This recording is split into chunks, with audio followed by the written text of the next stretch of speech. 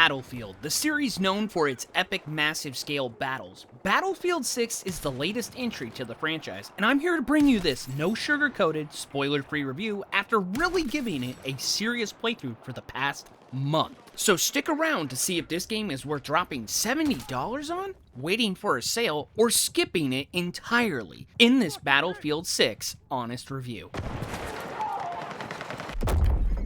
The main reason why anyone picks up Battlefield for the multiplayer, whether you're a hardcore vet of the series or a newcomer. I think this has room for both audiences. I will say, being a longtime player of the series myself, starting back with Battlefield 3, you can see qualities from the older titles and some newer things that will take some time to get used to. Thankfully, it's miles better than what EA tried to pass off as Battlefield a few years ago. You suck. This title is getting things back on track for Battlefield. The classic 4-class system of Assault, Engineer, Support, and Recon is back, and it restores the clear team roles that force you to play with actual strategy. Assault is more viable with spawn beacon access, getting into the action quicker. Engineer, keeping your tanks in good health, while maybe chasing down some tanks to do some tank busting as well. Support, the guy that gets screamed at the most, where everyone is going to need a revive at one point or another. And then Recon, for those badass snipes so you can tell your buddy, yeah, I hit that 1,000-meter snipe, where really, it was probably 200 meters. The gunplay itself feels great. Weapons feel weighty, distinct, and incredibly rewarding to master, while providing plenty of time to grind all those attachments for each one. I really enjoyed how the loadouts of guns are set with a point system. Every attachment costs a certain number of points. Each gun is given a 100-point limit. You're gonna have to think and prioritize what you value most. But the real star is the audio-visual feedback in combat. The soundscape is breathtakingly immersive and, frankly, best in class. The deep boom of a distant sniper rifle, the sharp crack of a bullet whizzing past your ear, the metallic clatter of shell casings hitting the pavement. It all combines to build a soundscape that is every bit as chaotic and cinematic as the visuals. To really get into the game that much more, I highly recommend playing with the audio setting War Tapes VAL for very aggressive listening, as it makes the game sound much more intense and immersive. This makes quiet sounds like footsteps and rustling more prominent, while also making explosive and gunfire sounds feel more raw and distorted. It's one of those settings, once I found it, I haven't gone back. Here's a brief demo between the two, hopefully showing you a sample of what I'm talking about.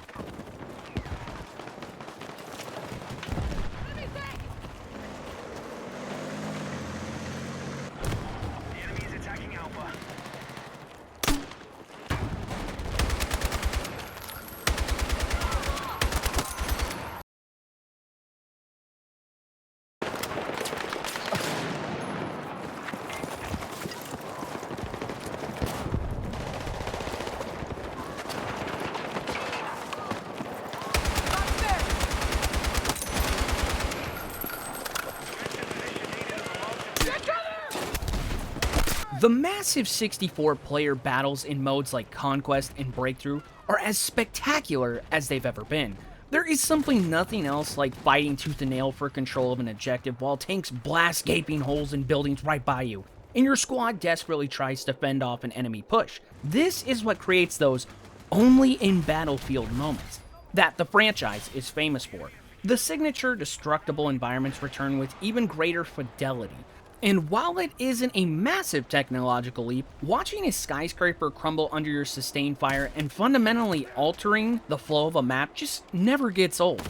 Something I did notice that seems different from previous Battlefields is how fast it seems these big mode games go now, as if the ticket count isn't as high and the maps seem to be condensed down a bit, where you find yourself getting into the action a lot quicker than what I could remember from past titles. This is something that will take time getting used to. Now, I have got to tell you potentially one of the biggest game changers in Battlefield 6.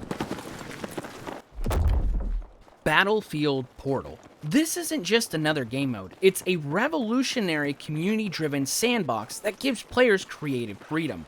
Portal is a separate hub where you can find, play, or build your own custom Battlefield experiences from the ground up. The possibilities here are staggering. The tools are there, and you can customize everything from game rules, UI elements, and weapon availability to the fine-tuned behavior of AI soldiers. If a core game mode grows stale, the community can simply build a different one.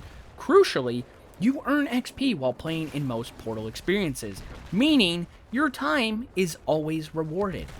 We've seen what can be done with how creative people have gotten in similar games, like Halo's Forge and Fortnite's Creative. Give it time, and I think we'll be seeing some very cool creations. It's not diplomacy. On the ridge line, that is not out. Ordering us to leave. I'll briefly touch on the campaign for those who truly want to know. If you could care less, feel free to skip over this with the timestamps provided below.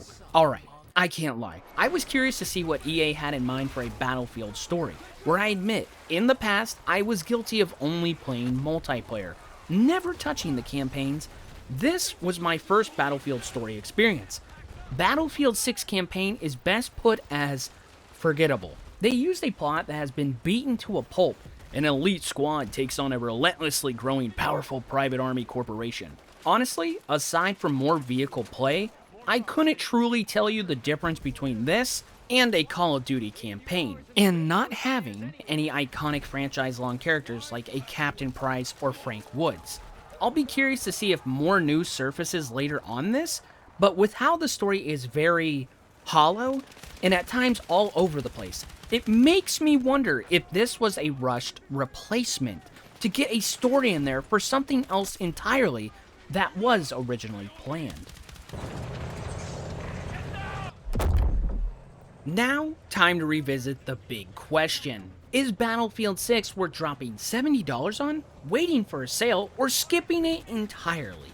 The biggest factors in my opinion are gonna be, do you solely like playing classic style shooter multiplayer games? And do you have friends to play them with?